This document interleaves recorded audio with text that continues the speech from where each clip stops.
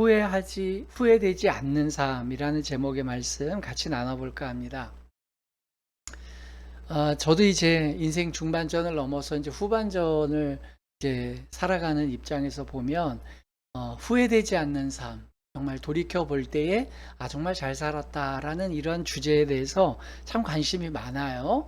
그런 의미에서 지난주에 이어서 우리는 오늘도 전도서 말씀을 묵상해 보고 있습니다. 먼저 이 내용을 제가 조금 한번 완전히 의역을 해서 소개해 드리는 게 좋을 것 같아요. 12절부터 나머지 부분을 제가 한 절씩 충분히 한번 의역을 해 드리도록 하겠습니다. 전도서 2장 12절이에요. 내가 돌이켜 지혜와 망령됨과 어리석음을 보았나니 왕 뒤에 오는 자는 무슨 일을 행할까? 이미 행한 지 오래전의 일일 뿐이리라 라는 말씀이에요. 네, 이 말씀은 우리가 이제 제가 이렇게 한 절을 말씀드리고 그 다음에 거기서 이제 주해를 해드리고 이렇게 할 텐데요.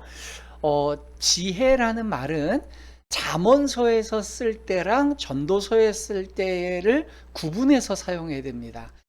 잠언서에서 나오는 지혜는 의인화된 지혜예요. 궁극적으로는 예수 그리스도를 가르치고 있는 그러한 말씀이고요. 전도서에서 나오는 지혜는 그런 지혜가 아니라 우리가 일반적으로 알고 있는 지혜입니다. 즉 슬기롭게 살아가는 방법 또는 똑똑하게 살아가는 방법, 이런 뜻입니다. 그래서 저는 오히려 오늘 이 설교하는 동안 지혜라는 말을 똑똑하게 살아가는 것이라는 것으로 제가 한번 설명해 드리는 게 여러분들이 좀 오해가 덜할 줄 압니다. 12절에서 솔로몬은 이렇게 얘기해요. 나는 다시 똑똑하게 사는 것과 어리석게 사는 것의 차이가 무엇인지 알아보려고 노력했습니다. 그러다 보니 왕 위를 계승하는 자, 즉 자기 다음에 왕이 되는 그 왕자죠. 그는 이미 되어진 일 외에는 다른 어떤 일도 하지 않는다는 걸 알았다는 거예요. 여러분, 이게 무슨 말인지 이해가 되시죠? 지도자라는 사람들이 지도자가 되기 전에는 뭐 굉장한 혁신을 하고 엄청난 역사적 일을 할 것 같이 떠들고 하지만 막상 지도자가 되고 나면 그냥 해오던 것만 하더라는 거예요. 솔로몬이 지금 하는 얘기예요. 사람이 직책이나 그 자리에 올라가면 혁신적인 개혁을 일으키거나 저는 완전히 정말 백성들을 위해서 굉장한 어떤 일을 하는 게 아니고 그냥 하던 일만 하더라는 거예요. 뭐 저희도 현실 정치 세계 속에서 이런 거 너무 많이 보지 않습니까? 누군가를 기대해서 대통령을 선출해 보고 뭐 내가 선출을 지지를 했건 지지 안 했건 어쨌든 국민 대다수 절반이 넘는 과반수나 또는 상대편보다 더 많은 사람이 선택을 해서 더 많은 분들이 다수결에 의해서 선별이 돼서 지도자가 되면 그들이 과연 정말 역사와 민족과 국민 앞에서 최선을 다해 일을 하지 않더라는 거죠. 해야 되는데 그거 하라고 시켜줬는데 안 하더라는 거예요. 그러니까 이 솔로몬이 봐도 그렇다는 거예요. 과거에 이 막강한 그 제왕적 군주 시대에도 왕들이 왕이 되고 나면 백성들을 위해서 뭘 하는 게 아니라 그냥 관례대로 해오던 일만 하더라는 거예요. 그게 헛되다는 거죠. 자, 그 다음에는 13절부터 16절까지인데 제가 본문을 먼저 쭉 읽어 드리고 주의를 해 드릴게요. 내가 보니 지혜가 우매보다 뛰어남이 빛이 어둠보다 뛰어난 같도다. 지혜자는 그의 눈이 그의 머릿속에 있고 우매자는 어둠 속에 다니지만 그를 모두가 당하는 일이 모두 같으리라는 것도 나도 깨달아 알았도다. 내가 내 마음속으로 이르기를 우매자가 당한 것을 나도 당하리니 내게 지혜가 있었다 한들 내게 무슨 유익이 있으리요 하였도다. 이에 내가 내 마음속으로 이르기를 이것도 헛되도다 하였도다. 지혜자도 우매자와 함께 영원하도록 기억함을 얻지 못하나니 후일에는 모두 다 잊어버린 지 오래할 것임이라. 오호라, 지혜자의 죽음이 우매자의 죽음과 일반이로다. 네, 우리 이제 개역개정 성경 내용은 조금 이제 아무리 좀 개선을 해서 현대인들에게 맞는 어휘를 썼다 해도 좀 이해가 좀 어렵죠. 제가 이렇게 설명드리면 이해가 될 거예요. 빛이 어둠보다 낫다는 것은 마치 똑똑한 것이 멍청한 것보다는 더 낫은 것과 같이 명확한 일이라는 거예요. 이해되셨죠? 그래서 똑똑한 사람은 자기 앞가림을 할 줄 안대요. 그러나 멍청한 사람은 마치 어둠 속에서 움직이는 것 같이 자기 앞가림을 못하고 헤매더라는 거죠. 그러나 솔로몬이 살펴보니까 똑똑하게 자기 앞가림을 하고 살건 멍청하게 살건 결국은 다 죽더라는 거예요. 그래서 솔로몬이 스스로 이렇게 정리를 했대요. 내가 아무리 똑똑하게 살아도 결국은 멍청한 사람과 다를 바 없는 최후의 죽음이라는 운명 앞에 서게 되더라는 거예요. 그렇다면 솔로몬이 얘기하는 거예요. 내가 그렇게 똑똑하게 살려고 노력한 게 뭔 소용이 있었냐는 거예요. 이해되시나요? 똑똑한 척하고 막 열심히 살아도 뭐 일찍 요절하거나 뭐 이렇게 평균 수명 이하로 살 수도 있고, 멍청하게 아무 생각 없이 사는 것 같은 사람도 자기 수명 다 하고 가더라는 거예요. 그게 이제 솔로몬 얘기예요. 그리고 마지막 16절에 똑똑한 사람도 멍청한 사람처럼 죽고 난다면 오래 기억되지 못하고 둘 다 똑똑하건 멍청하건 다 잊혀지더라는 거죠.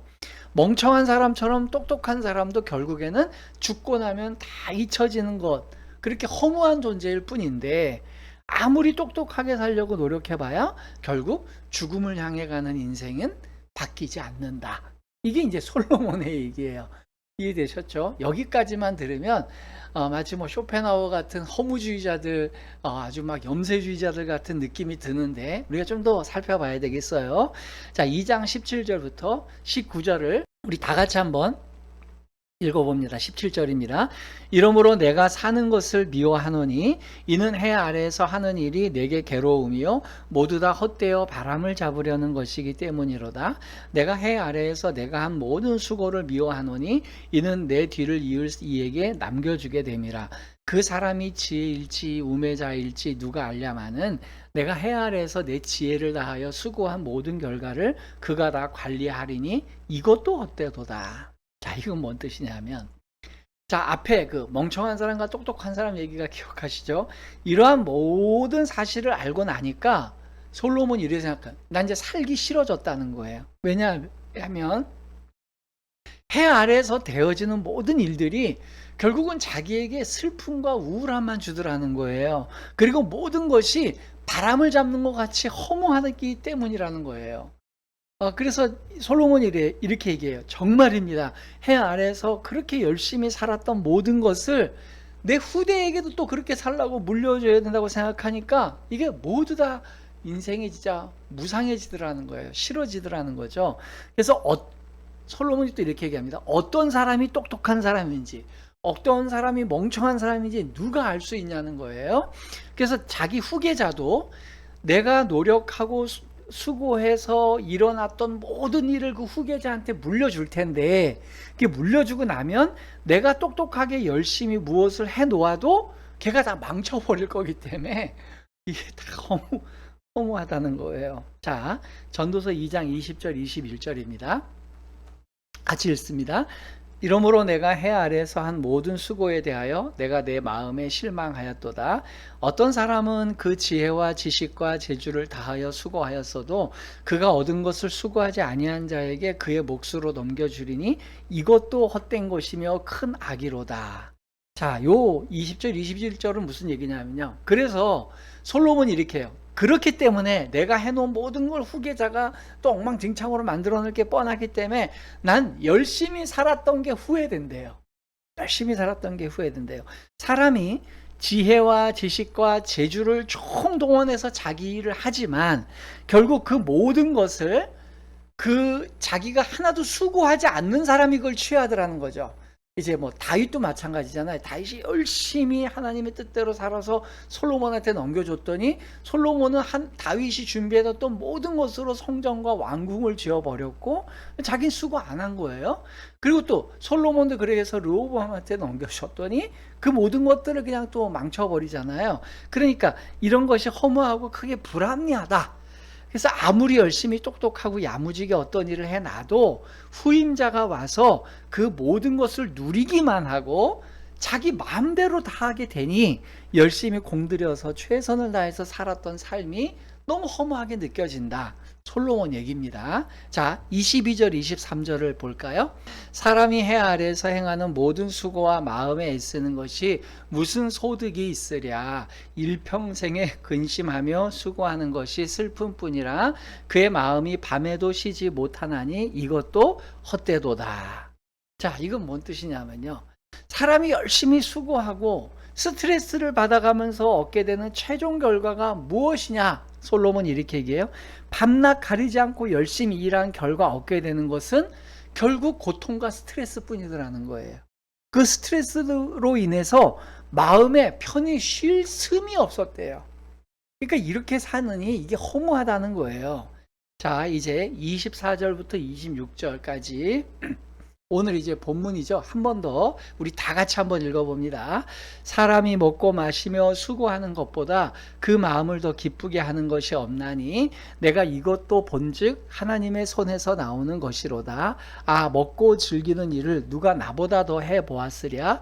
하나님은 그가 기뻐하시는 자에게는 지혜와 지식과 희락을 주시나 죄인에게는 노고를 주시고 그가 모아 쌓게 하사 하나님을 기뻐하는 자에게 그가 주게 하시지만 이것도 헛되어 바람을 잡는 것이로다.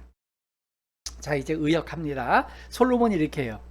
그래서 제가 깨닫게 된 중요한 사실이 있습니다. 그건 뭐냐면 사람이 먹고 마시고 자기 일을 만족하면서 살아가는 것만큼 좋은 게 없다.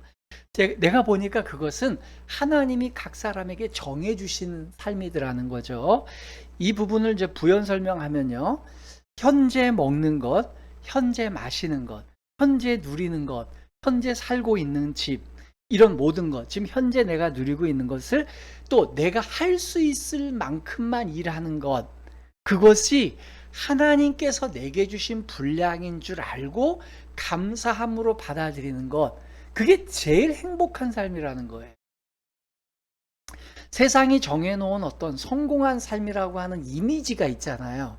어떤 직위에 올라가야 되고 어느 대학을 나와야 되고 어떤 명함을 갖고 가야 되고 어느 동네에 살아야 되고 이런 것에 비교를 해서 나는 그렇지 못하니까 나는 성공하지 못한 인생이야. 그게 아니고요. 그냥 내가 뭐 평범한 회사원으로 살든 가정주부로 살든 그냥 뭐 조그만 뭐 그러한 가게를 운영하든 상관없이 그냥 내가 하루하루 생명을 연장하면서 지금 내가 할 수 있는 일을 하고 먹고 사는 것, 이거를 감사하게 여기는 사람이 승자라는 거예요.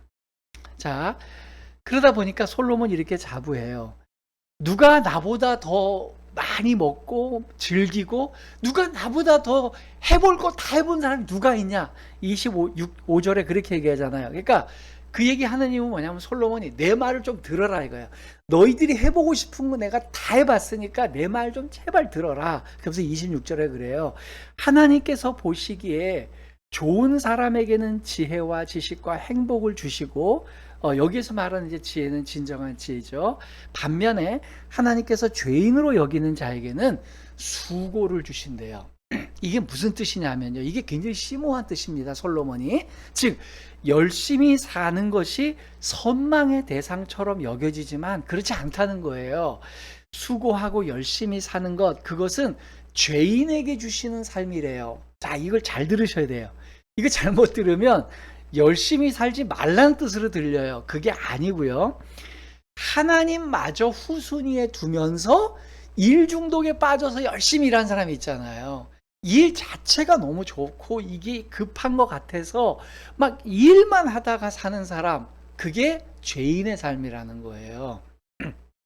이렇게 하나님과는 별개로 이 일이 하나님이 내게 맡겨주신 일이고 하나님이 이 일 안에서 즐거울 만큼 일하기를 원하신다라는 개념을 가져야 되는데 일 자체에서 이걸 빨리 내가 열심히 해서 극복해서 다음 스텝 가서 결국은 내가 세상이 얘기하는 그 어떤 최고의 그 자리까지 가고 더 많은 수익을 높이고 이거에 함몰되어서 하나님이 지금 현재적으로 내가 누리고 살아야 되는 것은 지워버리고 미래만 생각하고 가는 거, 그거 죄인이 그렇게 사는 거라는.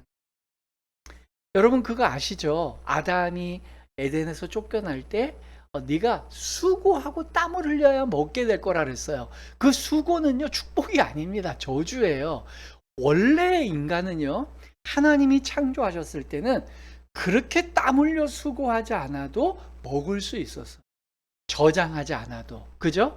뭐 어디 따로 저장하고 저축하지 않아도 하나님이 만드신 지구상에, 그것도 에덴 동산에서 항상 먹을 거리가 있었어요. 그러니까는 오늘 한 끼 먹는 것으로 좋겠던 거예요. 일용할 양식으로. 그게 인간의 최초의 행복한 축복받은 인생이 사는 삶이었어요. 그런데 타락한 인간이 되다 보니까 계속 땀 흘려 수고해야 되는데 땀 흘려 수고한 만큼 결과가 안 나와요. 땅에 엉겅퀴를 내고 가시를 내서 내가 수고한 것만큼 걷지를 못해요. 그러니까 더 열심히 하고 더 열심히 하다 보니까 평생 동안 그 뭔가가 잡힐 것 같지만 잡히지 않는 그 수고와 스트레스를 이겨내고 살아가는 그 삶에 그냥 뭐 경주마처럼 계속 똑같은 트랙을 도는 그런 삶이 된다는 거죠. 무슨 말인지 이해가 되시나요? 네. 이런 겁니다. 하나님께서 우리에게 주시는 삶은요, 일용할 양식이면 족한 줄 알고 살아야 돼. 이 말을 또 잘못 이해하시면 이제 우리 목회자들이 우리 성도들에게 쉽게 오해할 수 있게 하는 말 중에 과부는 두 렙돈, 자기 생활비 전체를 넣었다라는 예수님께서 성전에다가 헌금하는 어떤 과부의 이야기를 하잖아요. 그러니까 너 생활비 전부를 헌금해야 된다 이렇게 호도하는 경우가 있어요. 그게 아니고요. 그 두 렙돈이라는 건 그 여인이 오늘 먹어야 돼 일용할 양식을 넣은 거예요. 그걸 매일 그렇게 하라는 게 아니라 그렇게 하는 헌신이 그에게 크다는 거죠. 그게 항상 그렇게 하면 예수님과 우리 하나님은 뭐 앵벌입니까? 그게 아니고요. 우리가 하나님께 대해서 당당하게 요구할 것은 일용할 양식을 달라고 하는 건 하나님께 자녀된 자로서 마땅히 요구해야 될 바입니다.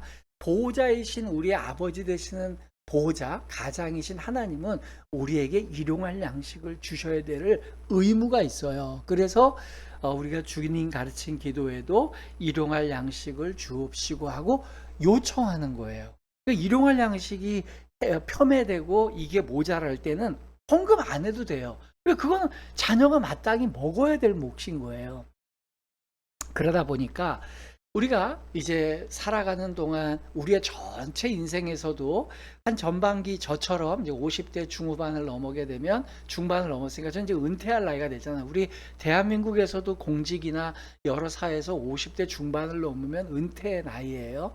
은퇴하고 난 다음에는 은퇴하기 전까지의 20대부터 50대 중반까지의 수고하고 열심히 살았던 그 수고로 남은 후반전에 일용할 양식을 보존해 놓고 사는 것, 그래서 경제적으로 독립되어 있는 거, 이거 하나님께서 우리에게 허락하신 겁니다. 그거는 투기도 아니고 투자도 아니에요. 저는 이제 우리 예수님 이야기 교회 젊은 세대들에게 말씀드리고 싶은 게 바로 그거예요. 여러분들이 젊을 때 여러분들이 버는 돈이나 이런 것들은 오늘 내가 다 먹고 쓰는 게 아니에요.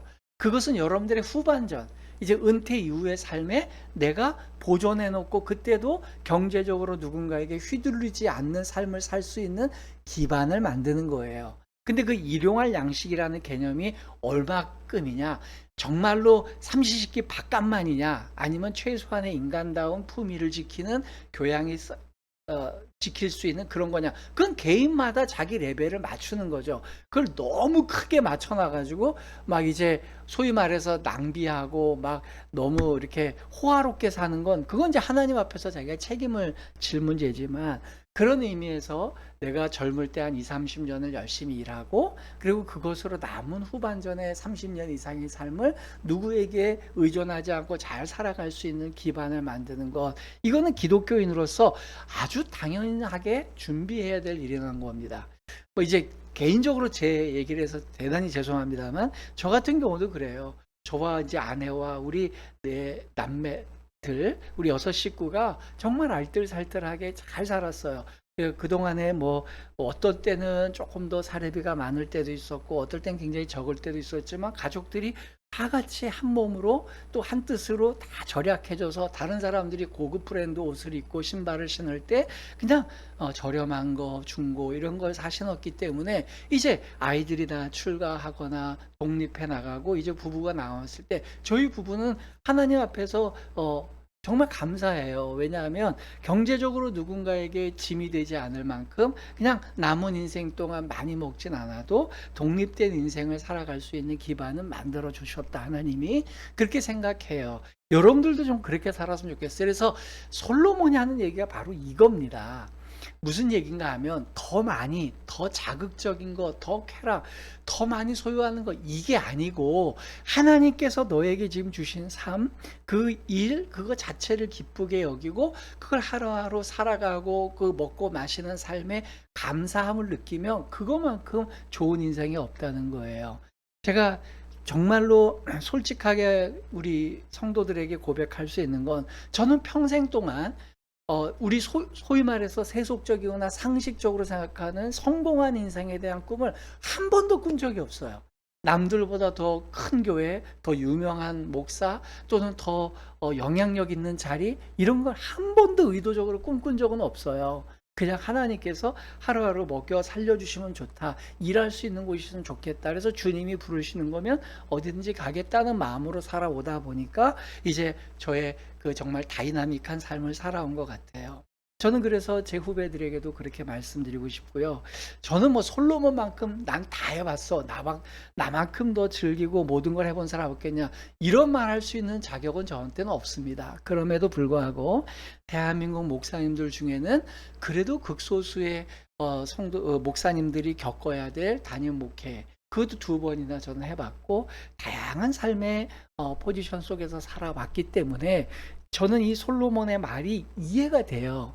아무리 좋은 명함을 갖고 있고 사람들이 추앙하고 존경한다 그러고 많은 사람들이 우러러보는 위치에 있는 것보다 그 자리에 있건 아무도 없는 자리에 있건 한결같이 내게 이 시간을 주신 현재의 이 시간을 주신 하나님은 분은 하나님이셔.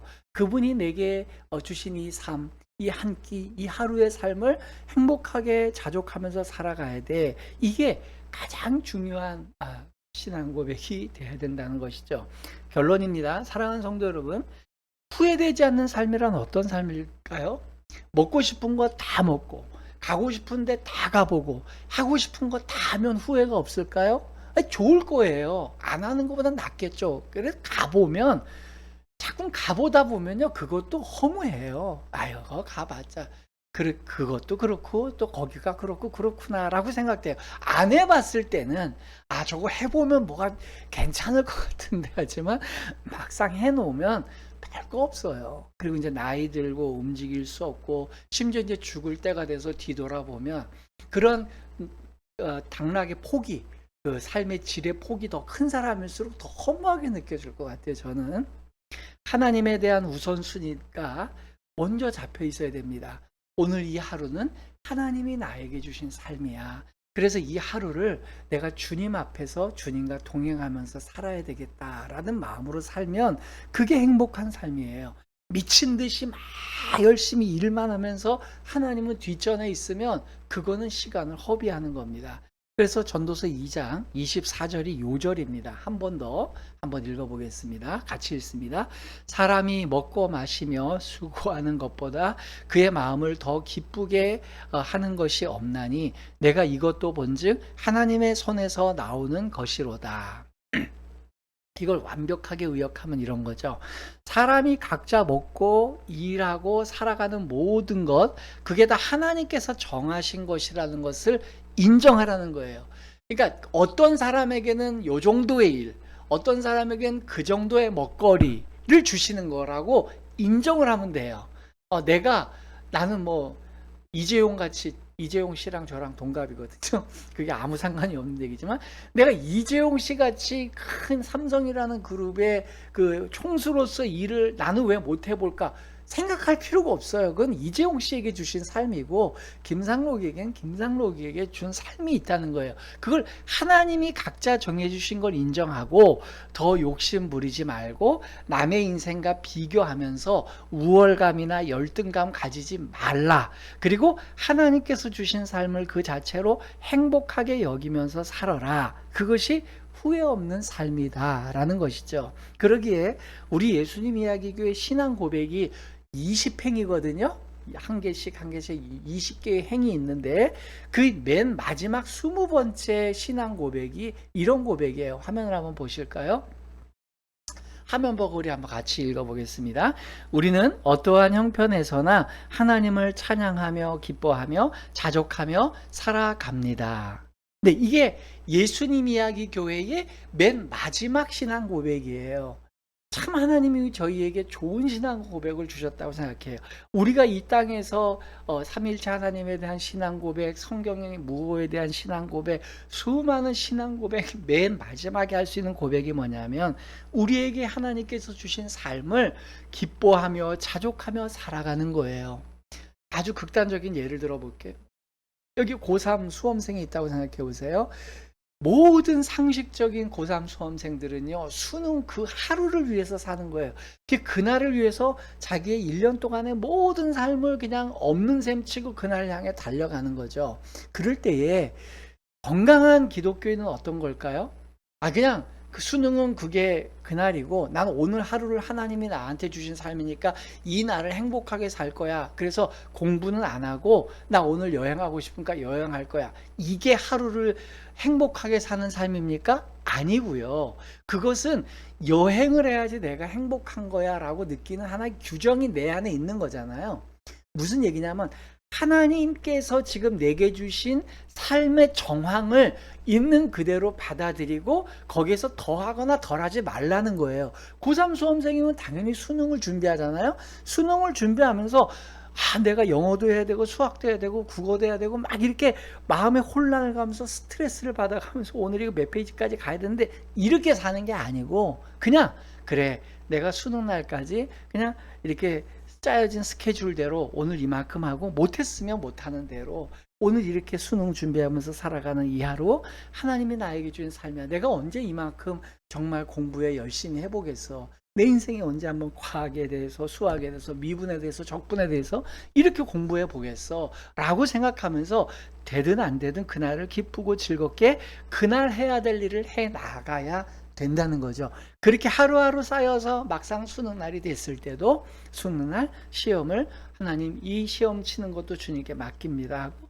그 시험을 쳐낼 때에 그것이 당락이나 뭐 내가 가고 싶은 학교 그건 차체 문제고요. 그날 가서 또 생각하면 되고 그렇게 하루하루씩 정립해가는 삶 그게 행복한 삶이라는 거예요. 제가 정말 금요 예배 시간에는 꼭 해드리고 싶은 말씀을 좀 형식의 구애 없이 좀 설명드리려고 했는데 잘 전달이 되는지 모르겠어요. 가급적인 우리 예수님 이야기 교회 성도들은 정말로 기독교의 정신에 입각해서 하루하루를 놓치지 않았으면 좋겠어요. 남의 정신에 안 살았으면 좋겠어요. 뭘 해야 되니까, 뭐 때문에, 뭐 회사, 뭐 일, 거래처, 또 사람들 거기에 생각 뺏기거나 마음 뺏기거나 감정 뺏기거나 관심 뺏기지 마시고 그 모든 상황이 하나님께서 내게 주신 삶이다 라고 생각하고 사는 여러분들 되시기를 주님의 이름으로 부탁드립니다. 아멘.